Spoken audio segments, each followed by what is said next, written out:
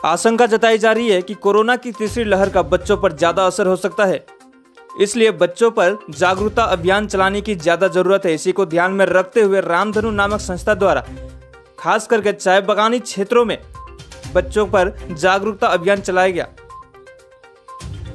संस्था सूत्रों के अनुसार रविवार को फालाकाटा प्रखंड के तसटी चाय बागान क्षेत्र में कोरोना के खिलाफ जागरूकता अभियान चलाया गया।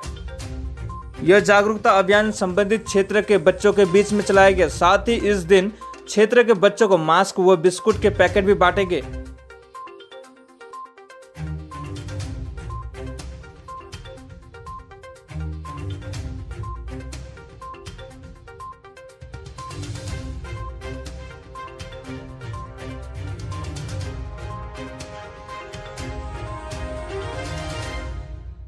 আজকে আমরা এখানে তাসাটি বীরপাড়া সংলগ্ন এলাকায় এসেছি কিছুজন বন্ধুরা মিলে করোনা তৃতীয় ঢেউ সম্পর্কে একটা সচেতনতামূলক ক্যাম্প করতে।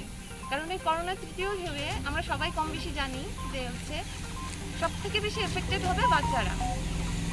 তো আমরা কিছু বাচ্চাকে নিয়ে এখানে তাদেরকে বোঝানোর চেষ্টা করলাম যে কিছু পদ্ধতি অবলম্বনের মাধ্যমে আমরা কীভাবে এটা থেকে একটু হলেও রেহাই পেতে পারি।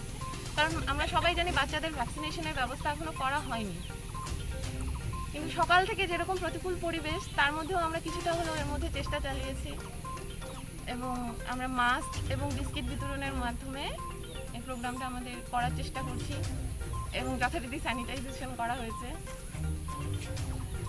আমরা ভবিষ্যতে সুযোগ পেলে হয়তো এইসব কাজ আরও কিছু